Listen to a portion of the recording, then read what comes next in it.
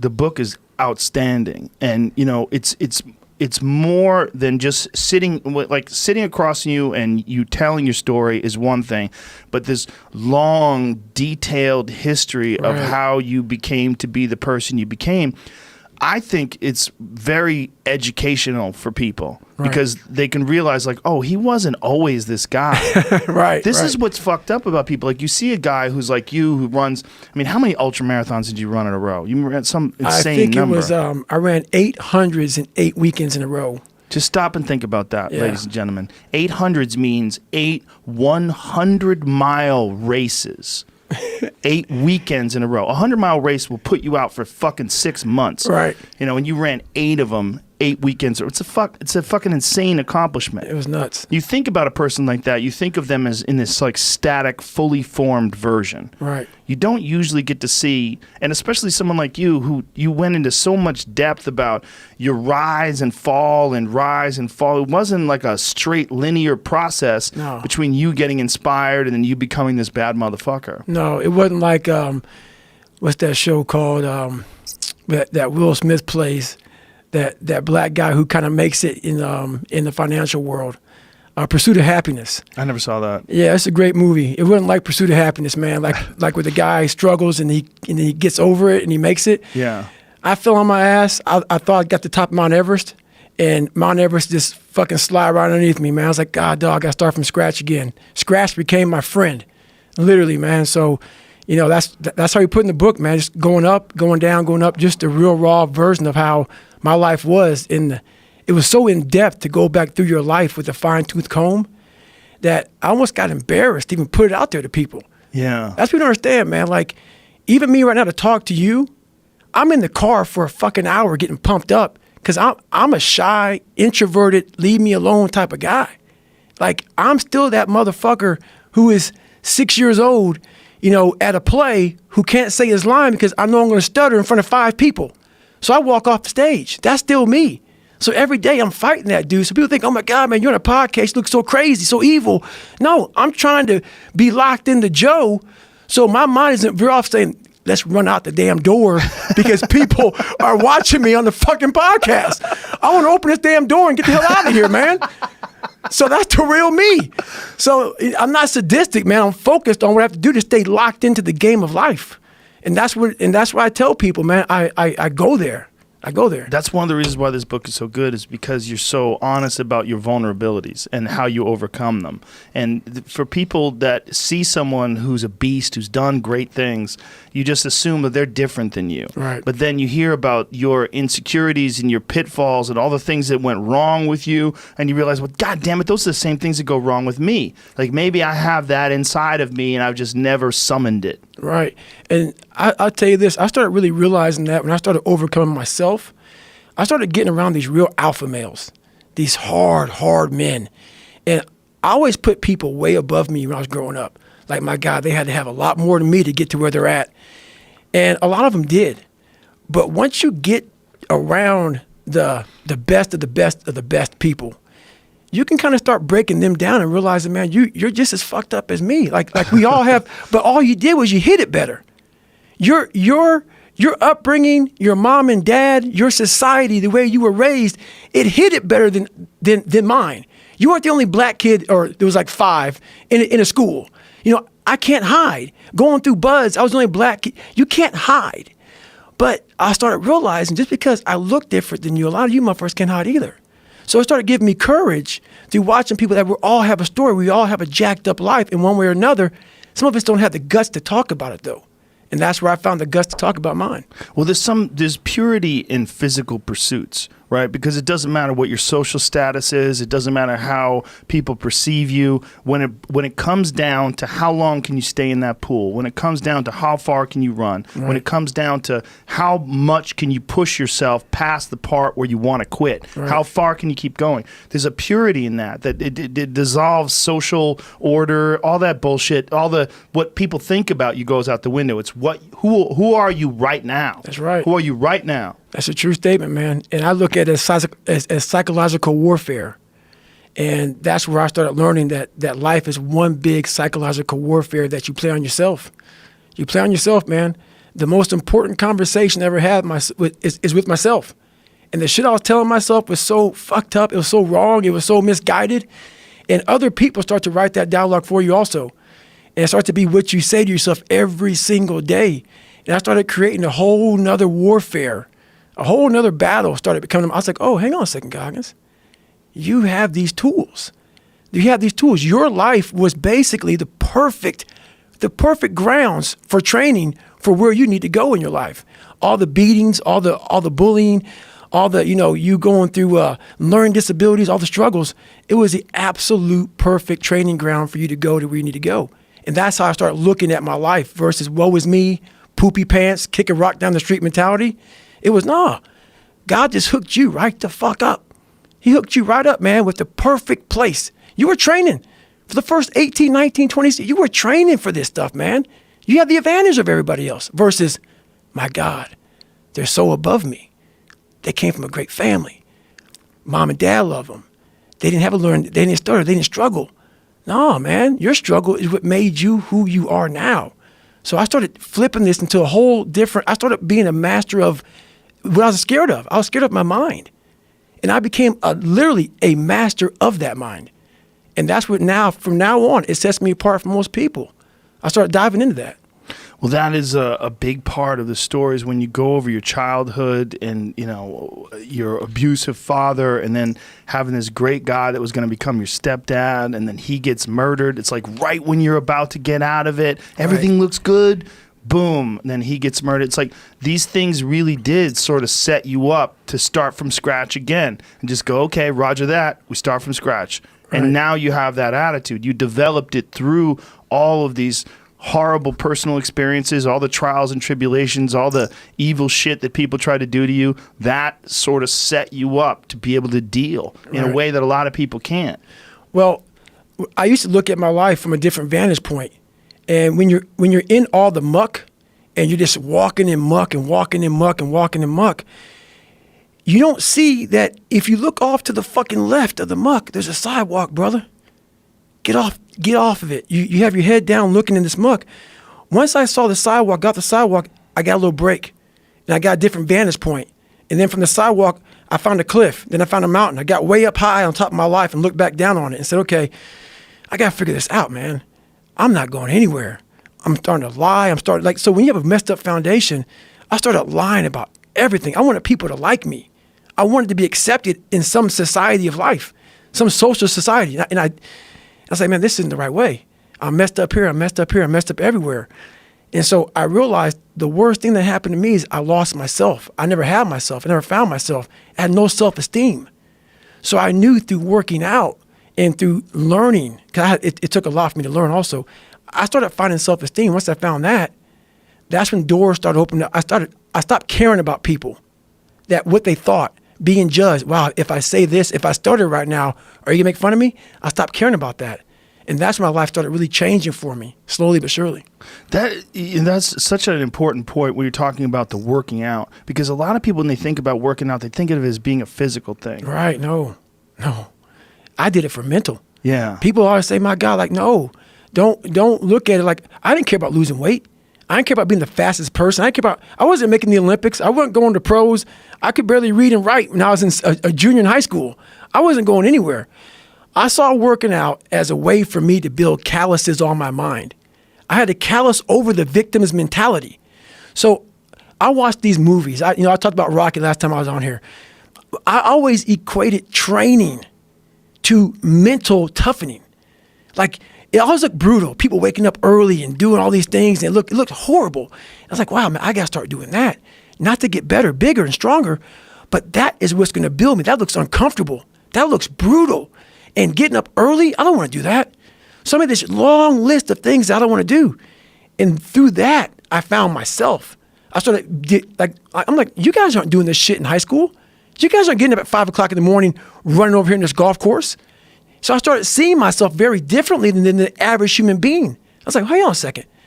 I have something they don't have. And that's when I started to develop these things through working out. It was this great, never-ending work ethic. And through work ethic, I developed self-esteem. Now, is this something that you learned? Is this something you learned yourself from exercise yourself, or is this something you had read or heard about? Like, what made you equate doing this and doing these difficult things physically to mental toughness, to being, this is the discipline that you need in order to get your life out of the situation you're in? So I never read anything. You know, I could barely read, you know, so Right. I wasn't reading back then. I watched a lot of movies, and I was really big into visualization. And I always equated working out to struggle. And I struggled my whole life, but I ran from it. So I started realizing, man, I got to start facing the struggle, and I got to be mentally strong for the struggle. So that's where I started coming up with, like, I'm training for life. Mentally, I'm training for life. I'm not training for, like, to lift 400 pounds. And I found out on my own pretty much, is that through discipline, through self-discipline, through repetition, through tons of repetition of the same thing that you don't want to do, and that's the key thing. Through repetition of things you don't want to do, you develop mental, like an armor for your mind. You start to armor your mind, because your mind's like, okay, we suffer every day. That's what we do. We do stuff that sucks every day. So then when the suck stuff comes, you're ready for it. And that's how I started coming up. You know, I just started being very uncomfortable. And now it's like just a way of life. It's a crazy thing to figure out, though. It's like that you figured it out, and you didn't just figure it out, you embraced it. Like when you were talking about your senior year of high school, when you're talking about your mirror being your accountability mirror, like you had a radical shift. Mm-hmm. Like you just decided to not be a fucking loser, right, and to start tightening up and start holding yourself accountable and get ready for things. So I had this my whole life. I mean, I don't know if people believe in God or what. I don't care what you believe in. There's been this unrelenting voice in my head. We all have this voice. It's the right or wrong voice. And a lot of times that voice guides us into comfort. And my voice guided me into comfort a lot. But I had this other voice I heard my whole life saying, hey, motherfucker, what are you doing? Nah, man, we got to go over here. We got to go over here to that rock pile over in the fucking corner where nobody's at. That's where victory's at. We're over there in that corner. So this voice was giving me all these answers. I wasn't a real smart kid growing up, but I had this crazy voice in my head saying, over there is where the fucking answers are. And I didn't want to listen to it because over there was pain. Over there was me looking in the mirror. Over there was me being accountable for all these things I went through my life. Even though people put them on me, it's now mine to own. And I didn't want to go over there by myself, but I had to. And this voice was guiding me there. It's God, whatever you want to call it. But that's what it was in me. Do you think that's just what when you separate yourself from your ego and what your insecurities and all like if you were giving yourself advice, you would say that's what the thing is to do. So do you think that's what it was, like your subconscious, or you stripped away from all the bullshit when you couldn't lie to yourself because it's a voice in your head? That's exactly it. It's exactly it. Because it knew. It knew. I was a character. I was trying to find myself through a character. I was making different hairstyles and sagging my pants, and I was off. I was off, man. I was a clown. I was a clown, and I was like, this is not where you're supposed to be in life, man. And it's ugly when you look in that dirty mirror, and you're trying to do a new hairstyle to go to school.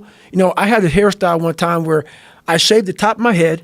You know how old men had the hair like leaving their head? Yeah. Yeah. So I went to school with hair on the side of my head and in my back, and I shaved the whole top of my head. I went to school like that, you know. And then I had like. What did the kids say? I don't remember what they said, but I was just a funny dude. You know, so that was my thing. I was the funny dude that came into school, like Criss Cross came out when I was in high school. So my pants were backwards. I said, you know what? I'm gonna have my pants backwards, sag down past my ass crack, shirt turned backwards with a toothbrush in my mouth with the reverse part. The reverse part is your head is shaved and you have some hair on top. Just a little piece of hair versus like a part through hair. The part was on a bald head. So it was just, I would sit at home instead of studying. I would think about what can I do to impress the motherfucker at school. Wow. And that became my life.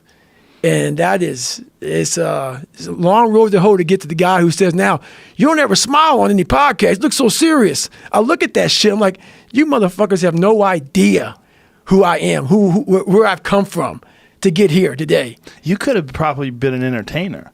Like you probably because you were doing all that kind of shit. I have some jokes, Joe. I got some jokes, Joe. I bet you do. So what people read in this book Can't Hurt Me. It's a sad story. It's a horrible story. It's a tragic story. It's a story that made me who I am today. But you have to learn to laugh at yourself too. Once you go through that shit, so there's a lot of parts in there where there's a lot of me against a lot of white people, you know? And I have a routine that I won't do. So people who hire me to speak, I'm not going to do the routine. I often do it sometimes. Think about it.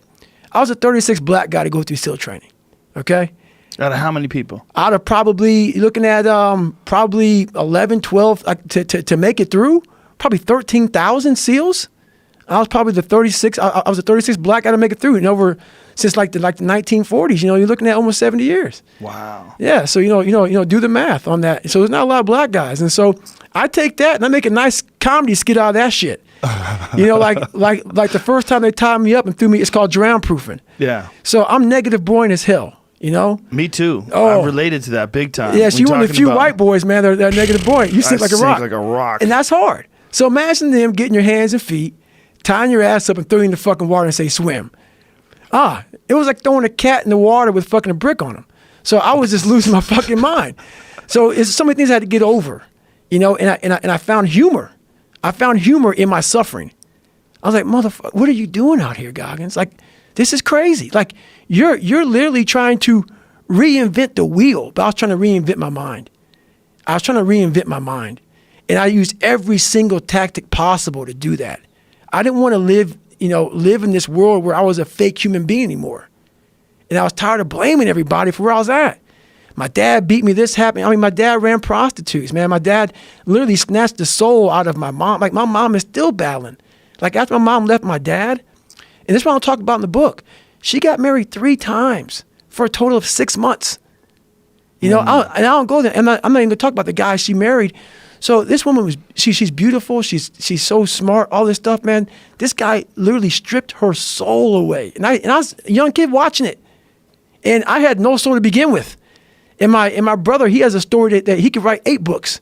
You know, my dad just came through and just washed us all clean. So to come out. Is he still around? He died about 4 years ago. 4 or 5 years ago, I'm not for sure. I didn't go to the funeral, but I forgave him. So I saw my dad through an 8-year-old's eyes. So we left when I was 8. And then at 22, I went back to see him through a grown man's eyes. And he was the same person I remembered. But I had to. You can't live with hate. You cannot move forward. As much as that guy tried to ruin all of our lives, that's where I came from.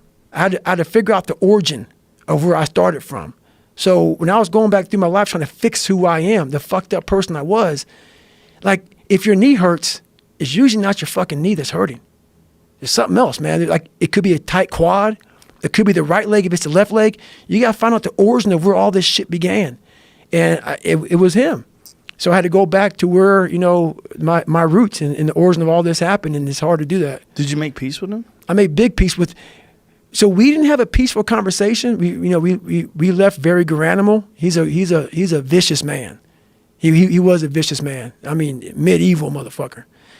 So I had become a medieval motherfucker at that time. I was 22 and I was the big boy, and so I was no longer the guy who was afraid. It was now like, hey, I want to kill you type of shit.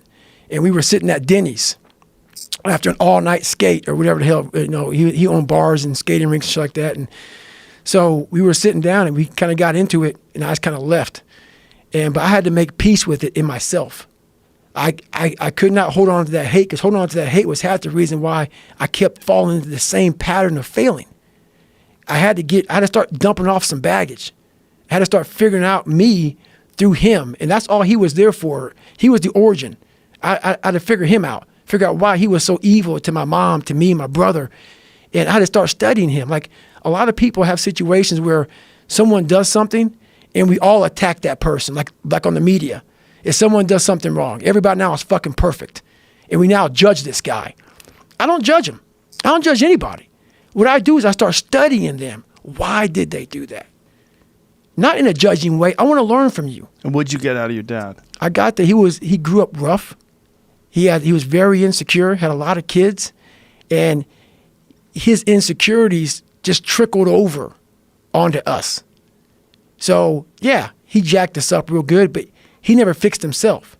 So if you never fix yourself, the next person in line is going to get the wrath. And we were next in line. You know, his first wife, you know, killed herself or whatever happened, and, you know, got burned up in a house or something. It's some craziness, man. There's a lot of stuff that goes on there that I didn't put in the book because I don't feel like going to court. Yeah. But yeah, that's it was a lot of stuff.